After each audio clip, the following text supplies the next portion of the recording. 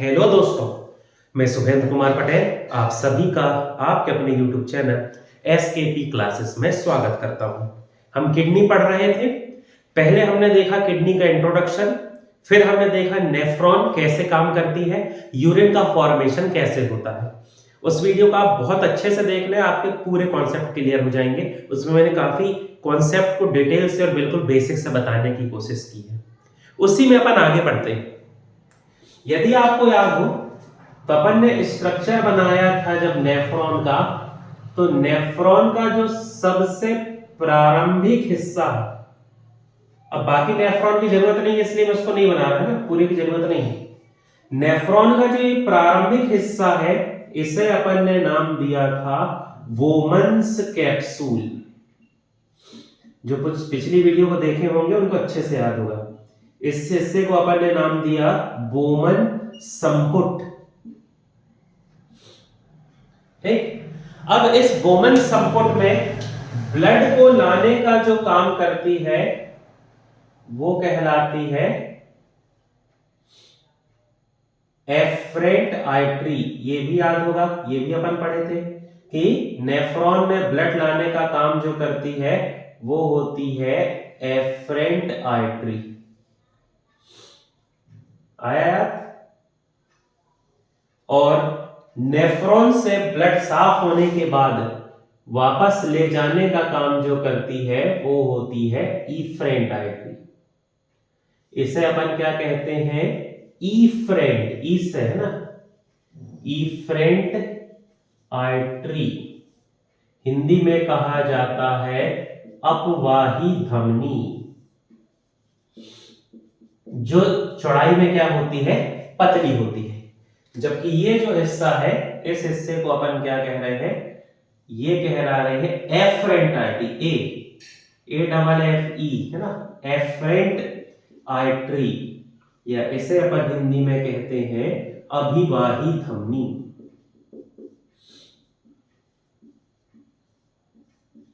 है ना, यहां से आया ब्लड, प्योर होगा और उसके बाद जाएगा वापस यहां से। तो यहां पर ये जो आर्टरी है, अब ऐसा तो है नहीं कि यहां पर एक ही आर्टरी है, एक ही अपना वो काम कर रही है, उसी का काम चल रहा है। यहां पर तो बहुत सारी आर्टरी है, पूरी आर्टरी गुच्छे जैसी हो गई, बिल्कुल इन्होंने बंडल बना लिया है, मिल गई है आपस में। तो ये जो हिस्सा है जहां पर ये बहुत सारी आर्टरीज है ना, एफरेंट और इफरेंट आर्टरी आपस में मिल गई हैं, इस हिस्से को कहा जाता है ग्लोमेरुलर। टर्म याद रखेंगे, ग्लोमेरुलर।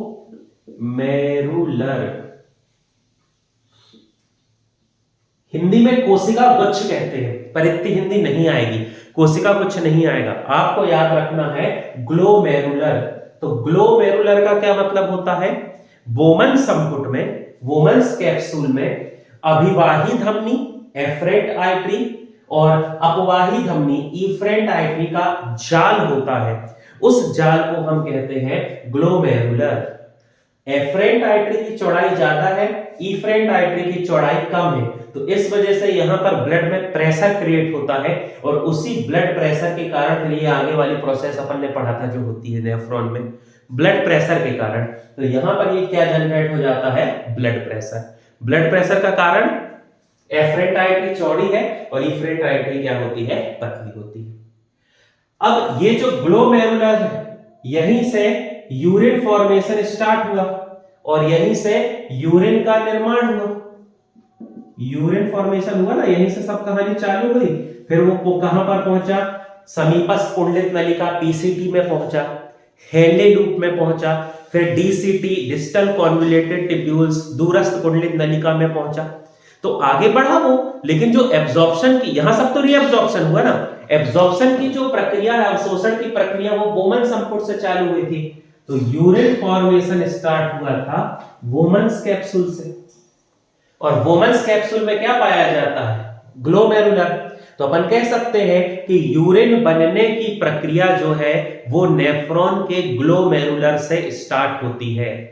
फिर से समझना, यूरिन फॉर्मेशन या यूरिन बनने की प्रक्रिया नेफ्रॉन के ग्लोमेरुलर से स्टार्ट होती है। इसीलिए यूरिन फॉर्मेशन के लिए शब्द उपयोग होता है GFR। इसे कहते हैं glomerular filtration rate. Glomerular filtration rate GFR। ठीक, ग्लोमेरुलर से चालू हुआ इसलिए वहीं से फिल्ट्रेशन स्टार्ट होगा, फिल्ट्रेशन कितना हुआ उसके दर के हिसाब से रेट आ गया। अब यदि अपन GFR की बात करें तो एक हेल्दी, जो एक सही इंडिविजुअल है, एक हेल्दी व्यक्ति है, ठीक, जिसको सब सही है, तो उसके लिए इसकी वैल्यू होती है 125 मिलीलीटर पर मिनट, ठीक, पर सेकेंड 125 मिलीलीटर पर मिनट की वैल्यू है ना, कि एक मिनट में दोनों किडनी मिलकर 125 मिलीलीटर ब्लड को क्या करती हैं, प्योर करने की कोशिश करती हैं। अब यदि अपन बात करें तो अपन इसको क्या कह सकते हैं, 750 मिलीलीटर, 750 मिलीलीटर हो जाएगा लगभग एक घंटे में। 750 मिलीलीटर लीटर हो जाएगा ये एक दिन में पर डे। और यदि अपन बात कर लेते हैं इसकी पूरे के पूरे समय की, है ना, तो वो उसकी वैल्यू अलग अलग रहेंगी। आप बस बेसिक याद रखो कि GFR का जो रेट है वो हेल्दी में होता है 125 मिलीलीटर पर मिनट, 750 लीटर पर आवर, प्रति घंटे। और यदि अपन और बढ़ाना चाहे इसको, कि यदि पर डे की बात करना चाहे, तो पर डे का ये निकल के आ जाता है 180 litre per day, 180 litre per day. तीनों वैल्यू है। वैसे सबसे अच्छा तो होगा यदि आप याद रख लें 125 मिलीलीटर पर मिनट, 750 लीटर प्रति घंटा और 180 लीटर प्रति दिन। इस रेट से किडनी रक्त को साफ करती है, और ये जो रेट है इसे हम क्या कहते हैं, GFR, ग्लोमेरुलर फिल्ट्रेशन रेट। ठीक, आगे बढ़ते हैं। अब आपको यहां याद रखना है, आपसे पेपर में कहा जाएगा कि मनुष्य के शरीर में यूरिन बनने की प्रक्रिया को क्या कहते हैं, तो आपका आंसर होगा मनुष्य के शरीर में यूरिन बनने की प्रक्रिया को GFR, ग्लोमेरुलर फिल्ट्रेशन रेट के नाम से जाना जाता है। ठीक, अब पॉइंट समझे, ये अच्छा है, इससे क्वेश्चन आते हैं आपको। यदि अपन बात करें हमारे शरीर में यूरिन फॉर्मेशन की, urine formation in human body, तो ये जो यूरिन फॉर्मेशन हो रहा है यह अच्छे से चलते रहे हमारे शरीर में, इसीलिए इसे कंट्रोल करना होता है कि सब सिस्टमैटिक चलता रहे, सब अच्छा चलता रहे। तो इस यूरिन फॉर्मेशन को कंट्रोल करने के लिए, नियंत्रित करने के लिए अलग अलग फैक्टर या कारक काम करते हैं। जैसे यूरिन फॉर्मेशन को कंट्रोल करने के लिए हमारे शरीर में पाए जाते हैं एंजाइम, ठीक, यूरिन फॉर्मेशन को कंट्रोल करने के लिए हमारे शरीर में होते हैं हार्मोन्स, और यूरिन फॉर्मेशन को कंट्रोल करने में मदद करता है हमारा नर्वस सिस्टम, या जिसे अपन कहते हैं तंत्रिका तंत्र। ये तीनों, है ना, ऐसा नहीं कि तीनों में से कोई एक, ये तीनों मिलकर काम करते हैं, तीनों काम करते हैं, तब हमारे शरीर में यूरिन फॉर्मेशन या यूरिन का जो निर्माण है हमारे शरीर में ये कंट्रोल होता है ना। क्योंकि बहुत, आप समझ सकते हैं, कॉम्प्लेक्स प्रोसेस है, बहुत जटिल प्रक्रिया है। देख रहे हो कितनी सारी चीजें काम कर रही हैं, सभी का बैलेंस या संतुलित होकर काम करना जरूरी है। इसलिए तीन चीजें मदद करती हैं, एंजाइम, हार्मोन और नर्वस सिस्टम। यदि अपन बात करें एंजाइम की, तो वह एंजाइम जो यूरिन बनने में मदद करता है, उस एंजाइम का नाम है रेनिन। रेनिन।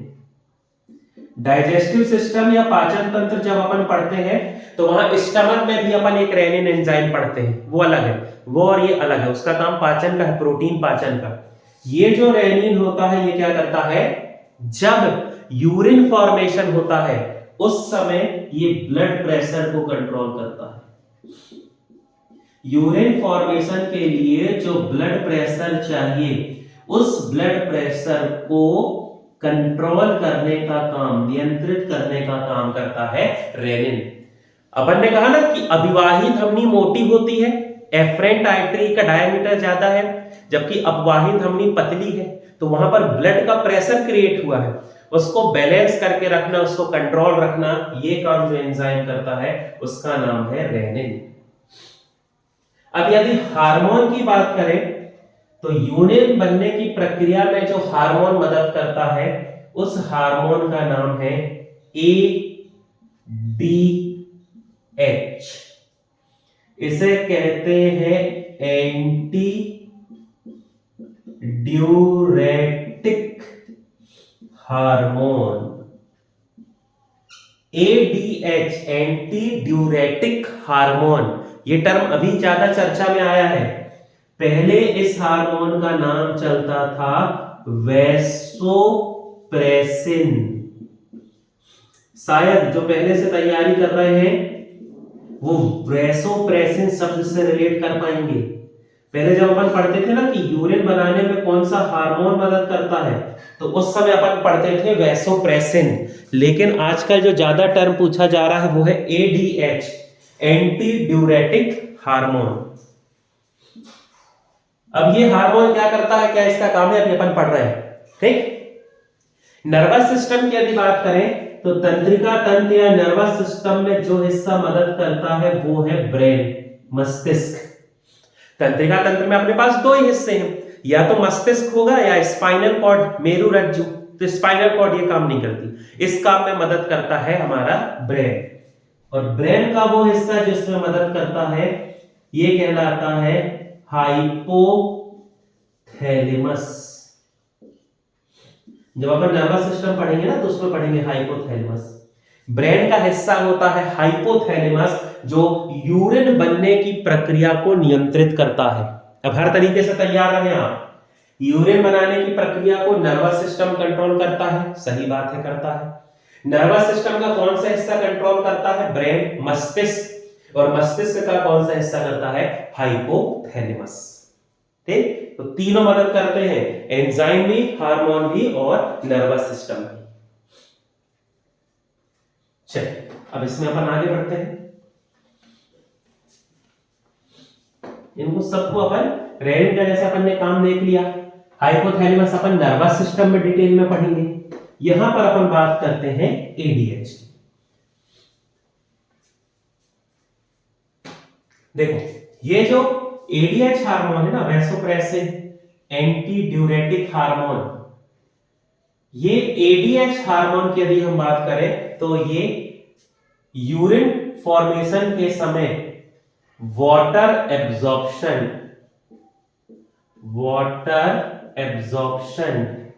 या जिसे अपन क्या कहेंगे, जल का अवशोषण, वाटर एब्जॉर्प्शन, जल का अवशोषण नियंत्रित करता है। कि भैया यूरिन जब बन रही है तो वेस्ट मटेरियल, अपशिष्ट पदार्थ को बाहर जाना है तो उसको कितना पानी मिलना चाहिए। बहुत ज्यादा पानी शरीर से बाहर चला गया तो शरीर के लिए नुकसान, बहुत ज्यादा पानी नहीं निकला तो यूरिन के लिए नुकसान। तो एक बैलेंस उसके लिए मात्रा चाहिए अपन को, है ना। तो वो नियंत्रित करता है ADH। आपसे पेपर पूछा जाएगा यूरिन बनते समय या यूरिन बनने की प्रक्रिया में जल के अवशोषण को कौन सा हार्मोन नियंत्रित करता है, तो आपका आंसर हो जाएगा एंटी ड्यूरेटिक हार्मोन या वैसोप्रेसिन। अब कंडीशन समझना, दो कंडीशन होती है।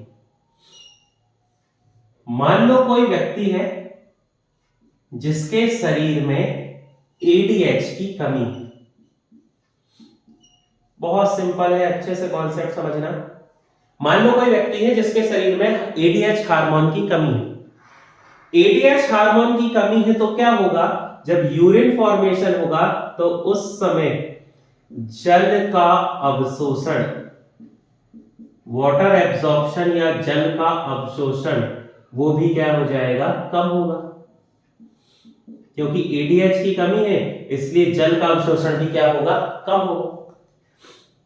अब जल का अवशोषण कम होगा तो क्या होगा, जो पानी है, बहुत सारा पानी, शरीर उसको एब्जॉर्ब नहीं कर रहा है, उसका एब्जॉर्प्शन कम हो रहा है, तो बहुत सारा जो पानी है ये यूरिन के साथ, जो जल है ये क्या होगा, यूरिन के साथ शरीर से बाहर हो जाएगा।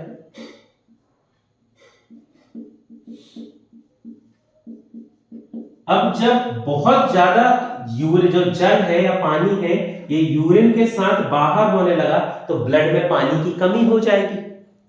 अब जब बहुत सारा पानी बाहर निकलने लगा, शरीर से बाहर जाने लगा, ब्लड में पानी की कमी हो गई, तो हमारा जो ब्लड है वो गाढ़ा हो जाएगा,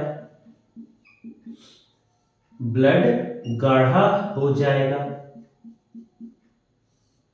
अब ब्लड के गाढ़े होने की वजह से क्या होगा, ब्लड जो है गाढ़ा हो गया, मतलब जैसे शहद जैसा हो गया, ग्लिसरीन जैसा हो गया, ऐसा कुछ हो जाएगा। तो गाढ़ा होने की वजह से क्या होगा, जो उसका फ्लो है वो कम हो जाएगा। गाढ़ी, जैसे शहद देखो, पानी के बहने की स्पीड और शहद के बहने की स्पीड अलग है। शहद के जैसे वो हो जाएगा, बिल्कुल बह ही नहीं पाएगा, बहुत स्लो स्लो जाएगा। अब जब वो गाढ़ा हो जाएगा तो उसका फ्लो कम हो जाएगा, मतलब उस ब्लड का जो प्रेशर है, ये प्रेशर क्या हो जाएगा, कम हो जाएगा। समझ रहे, पूरा सीक्वेंस। आपको बस इतना याद रखना है कि यदि किसी व्यक्ति के शरीर में एडीएच की कमी है तो उस व्यक्ति का ब्लड प्रेशर कम हो जाता है। लेकिन कैसे होता है, एडीएच हार्मोन का काम होता है जल का अवशोषण करना। अब मान लो किसी के शरीर में एडीएच की कमी है तो उसके शरीर में जल का अवशोषण कम होगा। अब जब कम जल का अवशोषण होगा तो बहुत सारा पानी यूरिन के साथ शरीर से बाहर हो जाएगा। कुछ समय तक चलता रहेगा, कोई दिक्कत नहीं, लेकिन ज्यादा समय तक यदि बहुत सारा पानी यूरिन के साथ बाहर जाने लगा तो ब्लड में पानी की कमी हो जाएगी, और ब्लड में पानी की कमी हो जाएगी तो ब्लड गाढ़ा हो जाएगा। गाढ़ा होने की वजह से उसके फ्लो होने की या बहने की स्पीड कम हो जाएगी, और जब बहने की स्पीड कम हो जाएगी तो उसका प्रेशर जो है ये क्या हो जाएगा, कम हो जाएगा। इसलिए कहा जाता है एडीएच हार्मोन की कमी होने पर ब्लड प्रेशर कम हो जाता है। ठीक, अब शायद इसी से कंपेयर करके दूसरी कंडीशन आप बना लो। मान लो कोई व्यक्ति है जिसके शरीर में एडीएच की अधिकता है। इस व्यक्ति के शरीर में क्या हो गई है, एडीएच की अधिकता, जरूरत से ज्यादा एडीएच है। क्या होगा, लगाओ दिमाग। एडीएच की अधिकता है, ज्यादा एडीएच हो गया है तो ये क्या करेगा, वाटर एब्जॉर्प्शन या जल का अवशोषण, जो वाटर एब्जॉर्प्शन है वो क्या हो जाएगा, अधिक होगा। अब जल का अवशोषण जब ज्यादा होगा तो क्या होगा, ब्लड में तो पानी है लेकिन अब क्या होगा, यूरिन जो है ये क्या है, इसमें पानी कम है, यूरिन क्या हो जाएगा, विस्कस या गाढ़ा हो जाएगा, है ना। अब यूरिन गाढ़े होने की वजह से क्या होगा, जब यूरिन का स्त्राव करेंगे ना तो जलन होगी, है ना। वो क्यों, क्योंकि यूरिन गाढ़ा हो गया है और पानी शरीर में अवशोषण हो रहा है जल का अधिक, तो ब्लड में क्या होगा, ब्लड में जल का स्तर बढ़ेगा, पानी का लेवल जो है वो क्या हो जाएगा, बढ़ेगा, जिससे ब्लड क्या हो जाएगा, पतला हो जाएगा, थिन हो जाएगा। और ब्लड पतला होगा तो उसके जो बहने के लिए उसको क्या होगा, बहना आसान हो जाएगा, उसका फ्लो आसान हो जाएगा, वो तेजी से बहेगा। इस वजह से इस कंडीशन में क्या होगा, उस व्यक्ति का ब्लड प्रेशर अधिक हो जाएगा। आसानी से ब्लड बहेगा क्योंकि पतला हो गया है, बहने में कोई दिक्कत ही नहीं है। जितना बहना चाहिए उससे ज्यादा स्पीड से बहेगा, इस वजह से क्या होगा, उस व्यक्ति का ब्लड प्रेशर अधिक हो जाएगा। कंडीशन समझ गए?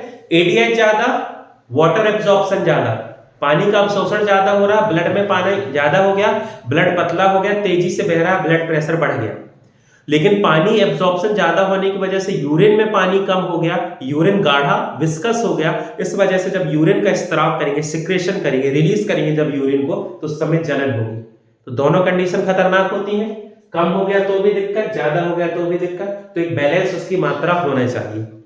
तो एडीएच ग्लैंड से निकलता है, पिट्यूटरी ग्लैंड, पीयूष ग्रंथि, पीयूष ग्रंथि उसको कंट्रोल करती है। ये सब अपन ग्लैंड जब टॉपिक पढ़ेंगे वहां डिटेल से पढ़ेंगे। अभी आपके लिए किडनी के हिसाब से इतना जरूरी था जो मैंने आपको समझा दिया।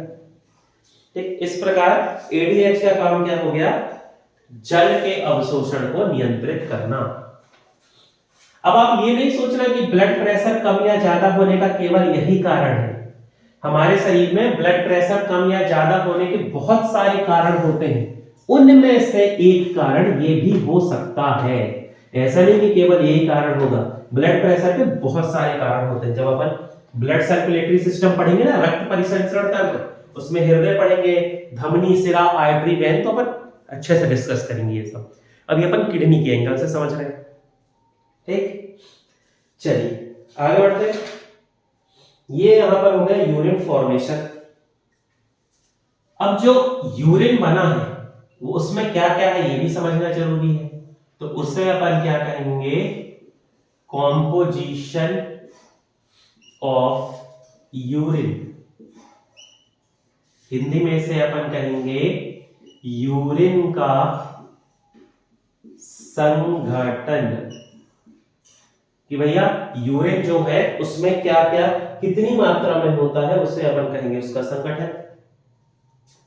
तो यूरिन में सबसे पहले 95% तो पानी। जो वेस्ट मटेरियल है वो बाहर कैसे जाए, उसको बाहर ले जाने के लिए कोई ना कोई सॉल्वेंट या विलायक तो चाहिए ना, जो अपने साथ उसको डिसॉल्व करे, घोले और शरीर से बाहर कर दे। तो डिसॉल्व करने के लिए जो सॉल्वेंट चाहिए, अपन जानते हैं यूनिवर्सल सॉल्वेंट जो है पानी है। तो पानी यहां पर वेस्ट मटेरियल को घोल के बाहर लाएगा, इसलिए सबसे ज्यादा पानी। यहां पर 2% रहता है सॉल्ट। अलग अलग प्रकार के क्या रहेंगे, लवण होते हैं। 2.6% यहां पर होती है यूरिया,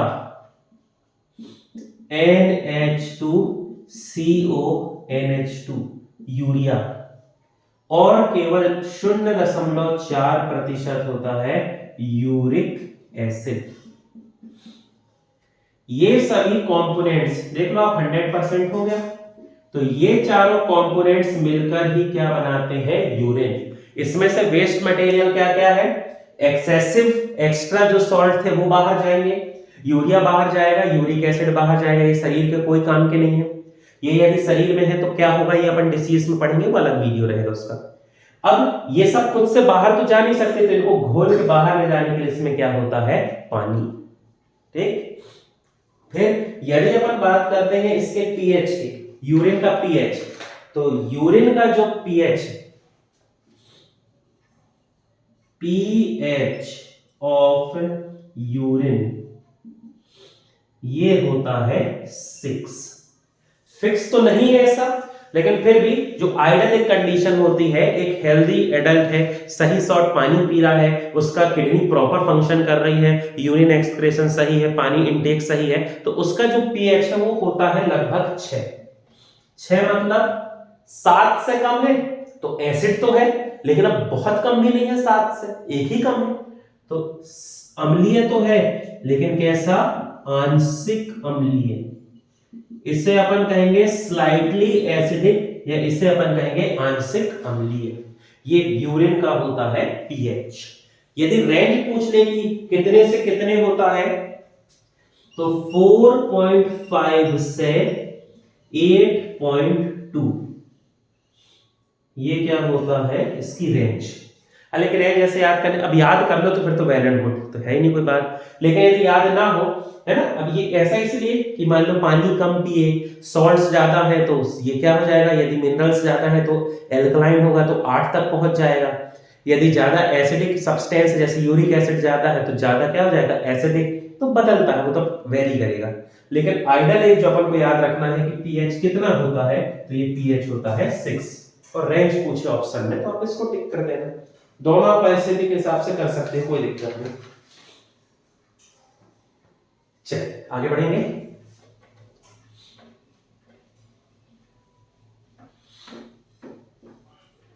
अब यदि अपन बात करें तो एक क्वेश्चन होता है कि यूरिन की गंध का क्या कारण है। यूरिन की गंध, स्मेल। तो अभी अपन ने देखा कि जो यूरिन है ना, सीक्वेंस समझना सिंपल, जो यूरिन है इस यूरिन में क्या होती है, यूरिया।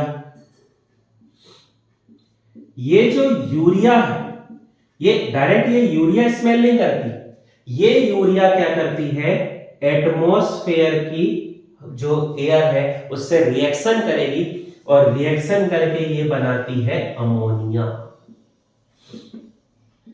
ठीक, यूरिया जो है ये एटमॉस्फेयर में, वायुमंडल में जो हमारी हवा है उस हवा से रिएक्शन करके अमोनिया बनाएगी, और जो गंध है, जो स्मेल आती है, वो गंध का कारण होती है अमोनिया। याद रखना ऑप्शन में आपको यही रहता है कि यूरिन की गंध का कारण क्या है, यूरिया, अमोनिया, यूरिक एसिड और सॉल्ट। तो आपको लगेगा कि यार कॉम्पोजिशन जब अपन पढ़े तो उसमें अमोनिया तो था ही नहीं, तो 90% लोग क्या करेंगे, आंसर टिक करके आ जाएंगे यूरिया। यूरिया के कारण नहीं, में आपने देखा होगा ना, यूरिन ऐसा थोड़ी तुरंत महकने लगे, यूरिन जो है कुछ समय बाद महकती है। क्यों ऐसा, कुछ समय बाद वो जो यूरिन है वो एटमॉस्फेयर से एयर के साथ रिएक्शन करेगी। हालांकि इस काम को करने के लिए बैक्टीरिया मदद करता है। बैक्टीरिया के नाम को याद करने की आपको जरूरत नहीं है, ज्यादा में कंफ्यूजन हो जाएगा। बस याद रखना कि इस रिएक्शन में हेल्प करता है बैक्टीरिया। बहुत नॉर्मल सा बैक्टीरिया है, बैक्टीरिया तो वैसे भी हर जगह होते हैं, तो बहुत सिंपल बैक्टीरिया है, पानी में, जमीन में, हर जगह उपस्थित रहता है। तो जैसा ही यूरिन में स्त्राव करे, यूरिया पहुंची वहां पर, एटमॉस्फेयर से उसने एयर से रिएक्शन किया, वहां पर बैक्टीरिया है, बैक्टीरिया ने इस यूरिया को बदल दिया अमोनिया में, और अमोनिया के कारण उत्पन्न हो जाती है गंध। तो गंध का कारण यूरिया नहीं, गंध का कारण होता है अमोनिया। तो अब इसमें अपन आगे बढ़ते हैं, और एक और पॉइंट आपने बहुत समय से सुना होगा, बहुत लोगों के मुंह से सुनते होंगे, यूरिन के पीले रंग का कारण। ठीक, कि जो यूरिन है ये पीले रंग की कैसे होती है, इसका कारण समझते हैं। ठीक, देखो तो पहले तो आप ये याद रख लो, जिसको फैक्ट याद रखना है, यूरिन का जो पीला रंग है, ये पीला रंग एक पिगमेंट के कारण होता है, एक वर्णक के कारण, जिसका नाम है यूरोक्रोम, जिसका नाम है यूरोक्रोम। ठीक, यूरोक्रोम के कारण यूरिन का रंग पीला होता है। अब बात आती है कि यूरोक्रोम बना कैसे, तो इसको समझ लो। देखो मान लो कोई व्यक्ति है जिसके शरीर में हो जाए पानी की कमी, पानी की कमी, पानी की कमी के लिए शब्द कौन सा उपयोग होता है, तो उसे कहा जाता है डिहाइड्रेशन। हिंदी में जाओगे तो हिंदी में से अपन क्या कहते हैं, निर्जलीकरण। इसलिए देखना जो उपवास रहते हैं बिना पानी वाला उसको निर्जला व्रत कहते हैं, निर्जला, पानी जिसमें ना रहे। तो डिहाइड्रेशन, निर्जलीकरण हो गया, शरीर में पानी की कमी हो गई। अब अपना जो शरीर है ये तो भाई बिना पानी काम कर नहीं पाएगा, इसको तो काम करने के लिए पानी चाहिए। तो होता क्या है, अपने आपने पढ़ा होगा, अपन जब ब्लड वाला टॉपिक पढ़ रहे थे, कि ब्लड में भी अच्छा खासा पानी होता है। ब्लड के प्लाज्मा में लगभग 92% क्या होता है? वाटर। शरीर को काम करना है, पानी तो चाहिए, तो शरीर क्या करेगा? ये ब्लड से पानी लेने लगेगा। अब ब्लड से पानी लेने की वजह से क्या होगा? ब्लड में एक पिगमेंट होता है ना? ब्लड में है आरबीसी, रेड ब्लड कॉर्पसल्स, लाल रक्त कणिकाएं, और लाल रक्त कणिकाओं में एक पिगमेंट होता है जिसे अपन कहते हैं हीमोग्लोबिन। ये तो किसी के लिए भी नया नहीं है, सभी ने सुना होगा हीमोग्लोबिन। जब अपन ब्लड पढ़ रहे थे तो वहां पर भी अपन ने पढ़ा था कि मनुष्य के रक्त का लाल रंग हीमोग्लोबिन के कारण होता है।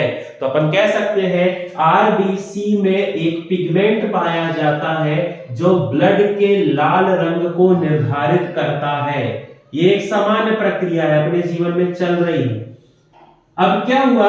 जब शरीर में पानी की कमी हो गई तो हमारे शरीर ने ब्लड से पानी लिया। ब्लड में आरबीसी है, आरबीसी में हीमोग्लोबिन है। जब ब्लड से पानी लिया गया तो ये जो हीमोग्लोबिन है ये टूट गया।